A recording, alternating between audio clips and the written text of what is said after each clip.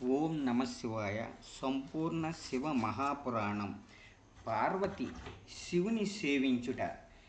వేదవిధిగా శివుణ్ణి పూజించి నమస్కరించాడు గిరిరాజు. అనంతరం గిరిజని ఆయన సేవలో నియమించే విషయమై అనుగ్రహించమని కోరాడు.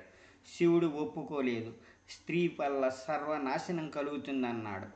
యోగులకు స్త్రీలకు పొత్తు కుదరదన్నాడు.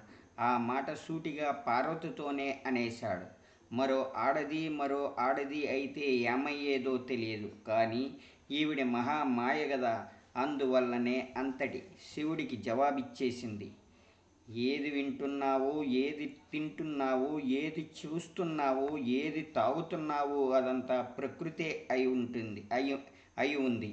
అటువంటప్పుడు ప్రకృతి మిథ్య అనే వాదం వట్టి పనికిమాలిన వాదమే అవుతుంది. ఒకవేళ నువ్వేమైనా ప్రకృత్యతీతుణ్ణి అని అనుకుంటున్నావేమో.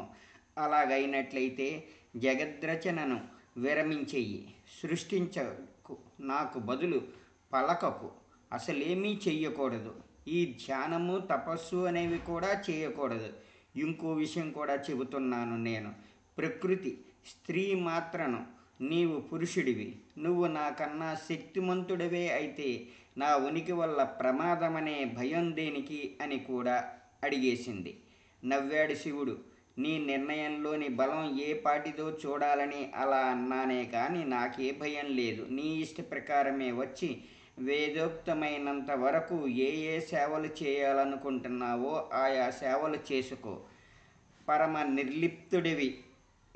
పరమ నిర్లిప్తుడిని నేను, నువ్వు కాదు కదా. నీలాంటి 100 మంది వచ్చినా నన్నేమీ చెయ్యలేరు అనేసి తన ధోరణిలో తాను ధ్యాన మగ్నుడైపోయాడు ఆ భావుడు. హిమవంతుడు పెద్దలను రావించి తగిన శుభముహూర్తం నిర్దేశింపజేశాడు. ఆ ముహూర్తాన కాళీ కంఠేకాలుని సేవలను ఆరంభించింది. ప్రతిరోజు శివచరణాలను అభిషేకించింది. పార్వతి పాదతీర్థాన్ని స్వీకరించేది. శుభ్రవస్త్రంతో ఆయన పాదాలు తుళ్ళుతో వత్తేది. విధి విధానంగా షోడశోపచారాలతోనూ ఆరాధించేది. పునఃపునః నమస్కరించేది. ఒకనాడు ఆడదే నృత్యప్రియుడైన శివునకు నర్తన సేవలు చేసేది. మరొకనాడు సామప్రియుడైన స్వామిని సంగీతంలో సేవించేది. ఒక్కొక్కసారి కుశలు పుష్పాలు మొదలైన తానే స్వయంగా తెచ్చి పెడుతూ ఉండేది. స్థల సమార్జనం చేసేది, చాన్పు చల్లేది. తపోదీక్షితుడైన ఆయననే తదేకంగా చూస్తూ తన్మయురాలైపోయేది. ఒకరి వల్ల ఒకరికి ఏదో తృప్తి, ఆనందం తప్ప మన్మథ వికారం అనేది మచ్చుకైనా చేరలేదు. కాళీకది కాస్తంత కష్టంగానే అనిపించేది. సర్వ ప్రపంచాన్ని సమ్మోహింపచేయగల సౌందర్యం తనది. ఆ సౌందర్య సర్వస్వాన్ని ఆయనకే సమర్పించుకునేందుకు తాను సిద్ధమవుతున్నా సరే ఆ శివుడు మాత్రం చెలించకపోవడం ఆమె యొక్క అందం తాలూకు అహం మీద తీవ్ర ఘాతమయ్యింది. అయినా అదేమీ పైకి తెలియనీయకుండానే యథాప్రకారంగానే అన్ని పరిచర్యలు నిర్వహిస్తోందావిడ. సర్వంతర్యామి శరుడడు ఈవిడ అంతరంగం మథనామంతా ఆయన కనిపెట్టాడు. తొలగిన తర్వాతనే ఆదరిద్దాంలే అనుకున్నాడు. అట్టే ఉండిపోయాడు. ఆయన ధ్యానం నుండి కళ్ళు తెరవగానే తన అపూర్వ సౌందర్య వయోవిలాస లొలకబోస్తూ ముందుగా తనే కనబడేది కాళీ. శివుడేమో చూచి చూడనట్లుగా ఉండిపోయేవాడు. అమ్మవారు బొంగమూతి పెట్టుకునేది. అది కనిపెట్టి చాటుగా నవ్వుకునేవాడు శివుడు. ఇంద్రుడు మన్మధుణ్ణి శివునిపైకి పంపుట, వాళ్ళ సరసాల అల్లరి అలా సాగుతూ ఉండగా ఇక్కడ మింగలేక కక్కలేక గంగవిర్రెలెత్తిపోతున్నారు దేవతలు. వాళ్ళకి కావలసింది ఈ ఆత్మ ఆనందం కాదు, ప్రకృతి పురుషుల రతి జరగాలి. తత్ఫలం మూర్తిభూతమై కుమారుడిగా రావాలి. రాక్షస బాధలు ఎన్నాళ్ళని ఎదురు చూడగలవాళ్ళు. అందుకే అంతా కూడబలుక్కుని కుసుమశరుణ్ణి ఆహ్వానించారు. ఇంద్రుడు తన ప్రియ వాక్యాలతో మదడుని సంతోషపరిచాడు. అనంతరం తారకుడు చేసే తగని పనులని, దేవతలకు వాటి వల్ల దీనత్వాన్ని వివరంగా చెప్పాడు. శివ కళ్యాణం యొక్క అవసరాన్ని మనసునకు హత్తుకునేలా బోధించాడు. తుదిగా అక్కడ అమ్మవారు ఆయన కోసమే సిద్ధాన్నంలా ఎదురు చూస్తున్నారు. కాబట్టి నువ్వు కూడా ఒక్కసారి కలుగు చేసుకున్నావంటే అటు శివ కళ్యాణము జరుగుతుంది, ఇటు లోక కళ్యాణము జరుగుతుంది అంటూ చల్లగా వివరించాడు. సరేనన్నాడు మన్మధుడు. సర్వ ప్రపంచాన్ని సమ్మోహింపజేయగలను నేను, అది గొప్పగా అనుకోను. సర్వాన్ని చెల్లింపచేస్తేనే కదా నా సత్తా తెలిసేది అన్నాడు. సర్వవ్యాపకమైన మలయ పవనం, బేచరాలైన సుఖ పికశారికాదులు, చంద్రుడు, భుజవాసితుడైన వసంతుడు, సర్వలోకాల్లోనూ కూడా మగాడనే ప్రతివాడికి కామ వికారం కలిగించి భ్రష్టు పట్టించడంలో నిపుణులైన ఆడవాళ్ళు, లక్ష్యం తప్పనిదై మత్వద్విరేపాళి గణయుతమైన ధనువు అయిందంటే 5 ప్రాణాంతకాలైన బాణాలు ఇవన్నీ పట్టుకుని తన భోగిని అయిన రతితో కలిసి చిలుకల్ని పూంచిన రథాన్నెక్కి హరిడి వద్దకు బయలుదేరాడు మరుడు. మన్మధుడు శివపాల నేత్రాగ్నిలో కాలిపోవుట, అంబరచుంబి శిఖరాగ్ర సుందరం ఆ హిమాలయ పర్వత పంక్తి, ఆ పర్వతాలలో ఉన్న ఓషధీ ప్రస్థమనే ప్రాంతంలో ఉన్నాడు శివుడు. అదే పనిగా తప్పిస్తున్నాడు. అక్కడికి చేరాడు మన్మధుడు. ముందుగా వాతావరణం కోసం వసంతుణ్ణి పురమాయించాడు. కోకిలను కూయమన్నాడు, చిలుకలను పలకమన్నాడు, ఆడమన్నాడు. ఎన్ని చేయాలో అన్నీ చేశాడు. ప్రయోజనం లేకపోయింది. అదే సమయానికి పార్వతీదేవి తన సఖులతో కలిసి అక్కడికి వచ్చింది. సృష్టిలోని సౌందర్యమంతా సమీకరించి పెట్టిన ఆ కాత్యాయనీదేవి కాలి గోటికి సరిపోలేదు. 100 మంది వాచస్పతులు కలిసి ఆమె అందాన్ని వర్ణించడం మొదలుపెడితే 100 సంవత్సరాలు గడిచినా సరే సంపూర్తిగా ఆమెను వర్ణించలేరు. వసంతుడు సిగ్గుపడతాడు. మలయ పవనుడు ఆమెను తాకడానికి జంకుతాడు. కోకిలకు గొంతు పెరగదు.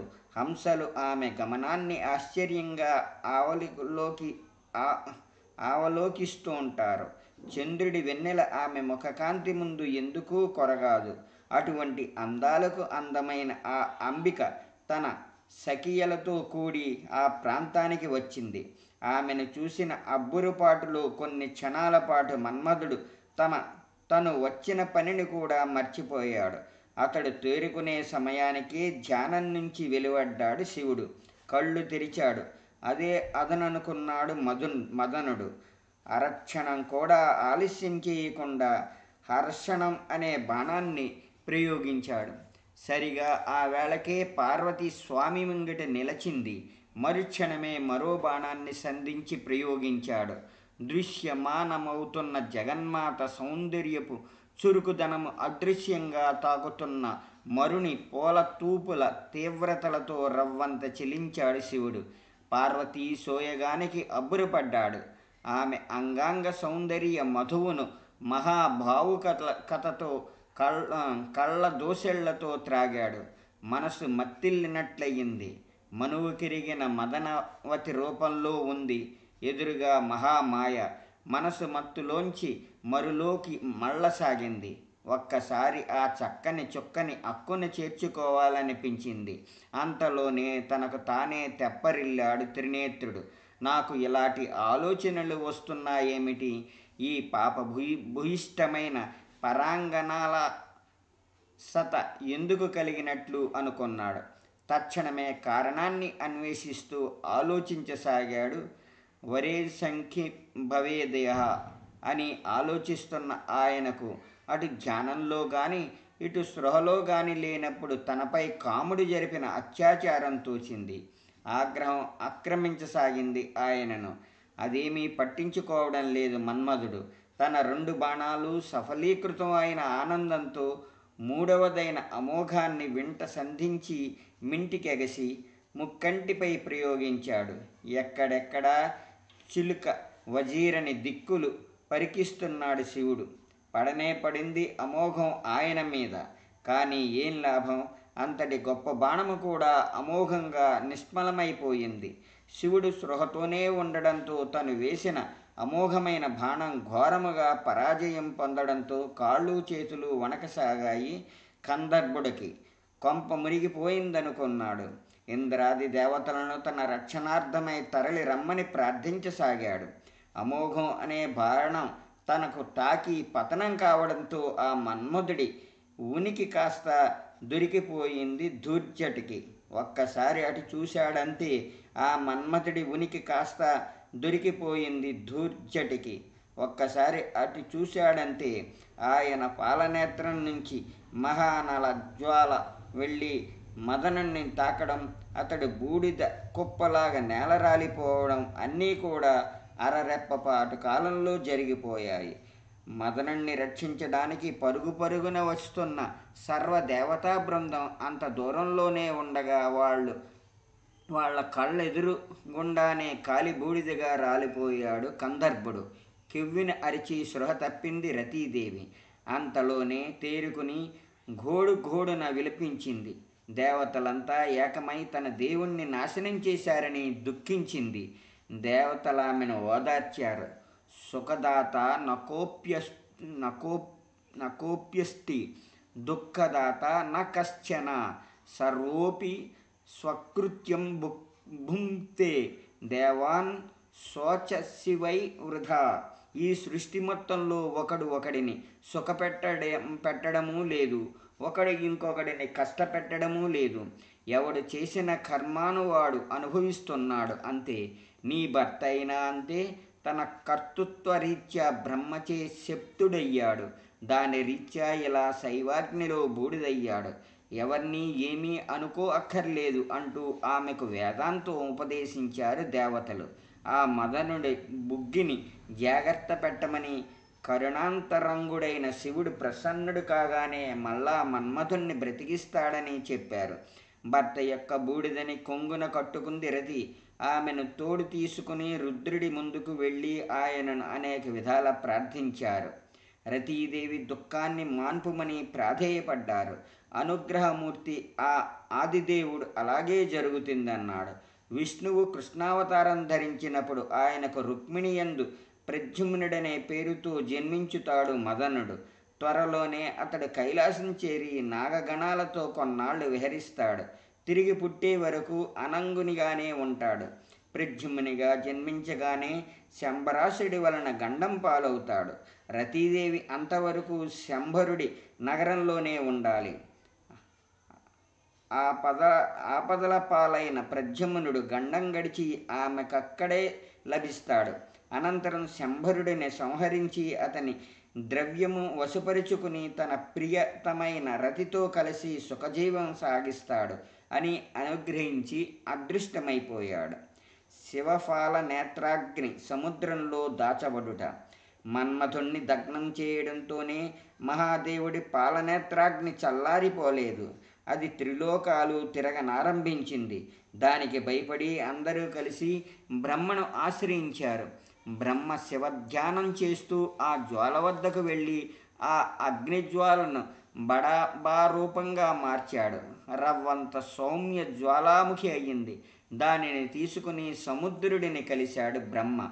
లోక రక్షణార్థం ఆ బడబాగ్నిని సముద్రుడి యందు నిక్షిప్తపరిచాడు. అక్కడితో లోకానికి శాంతి చిక్కింది. పార్వతికి నారదుడి ఉపదేశం. ఇక మనం అసలు కథలోకి వెళదాం. ఎప్పుడైతే శివుడి నుదుట కన్ను నిప్పులు చిమ్మిందో మన్మధుడు ఆ నిప్పుల్లో పడి పెద్ద చప్పుడుతో బూడిద కుప్పలా నేలరాలాడో ఇవన్నీ చూసిన పార్వతి లౌకికమైన తత్తరపాటుతో స్వగృహం చేరుకుంది. ఆ భయభ్రాంతి ఒక పట్టాన వదల్లేదు. ఉన్నట్టుండి హతాహం అనుకుంటూ ఉండేది. ఆ శివుణ్ణి చేపట్టలేని నా చక్కదనం, సౌందర్యం, సుగుణాలు, వయస్సు అన్నీ నిష్ప్రయోజనాలే కదా అని బాధపడుతూ ఉండేది. శివ శివ శివ శివ శివ శివ శివ అంటూ శివనామోచ్చరణమే సకలముగా కలవరింతతో పలవరించడంతో తన తల్లిదండ్రులని పరివారాన్ని కూడా కలవరపరచసాగింది. అటువంటి సమయంలో శివుడి మీదకి మన్మథుణ్ణి ప్రేరేపించిన ఇంద్రుడు పార్వతి చెంతకు నారదుడిని పంపించాడు. నారదుడు ముందుగా హిమవంతుణ్ణి కలుసుకున్నాడు. అతనికి ధైర్యం చెప్పాడు. శివధ్యానం చేస్తూ ఉండు, అన్నీ అవే చక్కబడతాయని చెప్పాడు. అనంతరం పార్వతిని ఏకాంతంగా కలుసుకున్నాడు. అమ్మ, నీకు చెప్పదగ్గవాడిని కాను, కానీ కాలభ్రమణం రీత్యా చెప్పవలసి వస్తోంది. శివుడు తపస్సాధ్యుడు, భక్త సులభుడు, అంతేకాని అతిశయాల్ని సహించలేడు. నువ్వు నీ సౌందర్యంతో ఆకట్టుకోవాలని చూశావు. అది బాహ్య సౌందర్యం. దానికి ఆయన అసలు లొంగడు. ఆయనకు కావలసింది అంతఃసౌందర్యం. దానికి భక్తి, తపస్సు, ఈ రెండే అనువైన మార్గాలు. నా మాట విని నువ్వు ఆ యోగమూర్తి నిమిత్తమై తప్పించు తల్లి అని చెప్పి ఆమె అడిగిన మీదట శివ పంచాక్షరి ఉపదేశించి వెళ్ళిపోయాడు. పార్వతి శివుడికై తప్పించుట. పార్వతి తపోనిశ్చితమయ్యింది. తల్లిదండ్రుల అనుమతి తీసుకుని అడవులలోకి వెళ్ళిపోయింది. అనుపమానము, అభూతము, అనితర సాధ్యము అయిన తపస్సు చేసింది. వేసవి కాలంలో అగ్నిహోత్రాల నడుమ కూర్చుని శివ శివ శివ అంటూ అలమటించిపోయింది. వర్ష ఋతువులో ఆరుబయట బోరిన కురిసే వానలో కూర్చుని కపర్ది కోసం ధ్యానించింది. శీత ఋతువులో నదీ జలాల్లో నిలిచి రుద్రుణ్ణి జపించింది. తపస్సు మొదలుపెట్టిన తొలినాళ్లలో పళ్ళను తింటూ ఉండేది. కొన్నాళ్ళయ్యాక పళ్ళు తినడం మానేసి పర్ణాలు, ఆకులు తినడం మొదలుపెట్టింది. ఇంకొన్నాళ్ళయ్యాక ఆమె ఆకుల్ని కూడా తినకుండా విసర్జించింది. ఆమె తప ప్రాగల్యానికి ఆ పరిసరాల జంతువులన్నీ తమ సహజ గుణాలు వదిలేశాయి. అక్కడున్న పిపీలీకాది క్రూర వ్రాఘ్య పర్యంతం ప్రాణులు త్వక్య మాంసాహారులైపోయాయి. నియమిత శాకాహారాలే సత్యగుణావలంబనులుగా పరిణమించాయి. అటువంటప్పుడు పార్వతి స్థితి ఏమిటో, ఆమె తపస్సీవ్రత ఏమిటో వేరే చెప్పనవసరం లేదు కదా. అయినా ఆ నెలపోతల దాలుపు దొరికారు మాత్రం దిగి రాలేదు. మధ్యలో ఓసారి హిమవంతులు వచ్చి పిల్లను చూసుకున్నారు. ఇంత తపస్సు చేశావు, ఇంకా ఇందుధరుడు రాలేదంటే ఈ తపస్సంతా వృధా అనిపిస్తోంది. మా మాట విని ఇంటికి వచ్చేయన్నారు. వినలేదా తల్లి? ఈ ఘటన ఇలా చెల్లిపోవలసిందే, లేదా శివుడు కరుణించవలసిందే. నన్ను ఇబ్బంది పెట్టకండని ఖరాఖండిగా చెప్పింది. పార్వతి పట్టుదలకి అచలేశ్వరుడే అబ్బురపడ్డాడు. శుభాన్ని దీవించి వెళ్ళిపోయాడు. పార్వతి తపస్సు కొనసాగుతోంది. ఆమె అత్యుగ్రతపానికి అఖిల లోకాలు కూడా ఉడికి పోనారంభించాయి. ఇంద్రాదులంతా కలిసి విధాతని ముందు నుంచుకొని కైలాసం వెళ్ళారు. పదే పదే పరమేశ్వరిని ప్రార్థించారు. ఎలాగైనా పార్వతిని పరిణయం చేసుకుని ప్రపంచాన్ని కాపాడమన్నారు.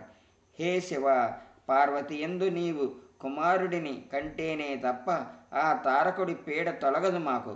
కాబట్టి మా యందు నీవు కరుణించవయ్యా అన్నారు.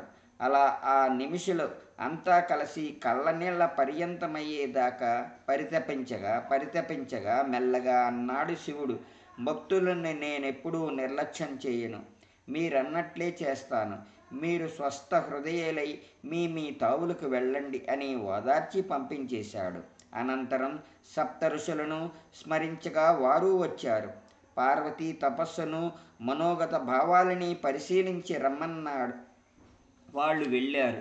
హే మహాదేవ, 6000 సంవత్సరాలుగా నిరాఘాటంగా తపిస్తోంది ఆ నిర్మమ మహాతపస్విని. నిన్ను చూశాము. మీరు ఇద్దరే యోగమూర్తులు. మమ్మల్ని ఎందుకు మధ్యలో ఇరికిస్తావు? నీ హృదయం ఆవిడిదే. ఆవిడ సర్వస్వం నువ్వే. మీ ఏకత్వమే మా ధ్యానాలకి, యోగాలకి, తపస్సులకు గమ్యం అని విన్నవించి సెలవు తీసుకున్నారు. అనంతరం ఆమెను తాను కూడా పరీక్షించాలన్న తలంపుతో ఉత్తబ్రాహ్మణి వేషం ధరించి మేనకాత్మజ తపస్సు చేసుకుంటున్న తావుకు వెళ్ళాడు శివుడు. ఈరోజు పురాణం సంపూర్ణం.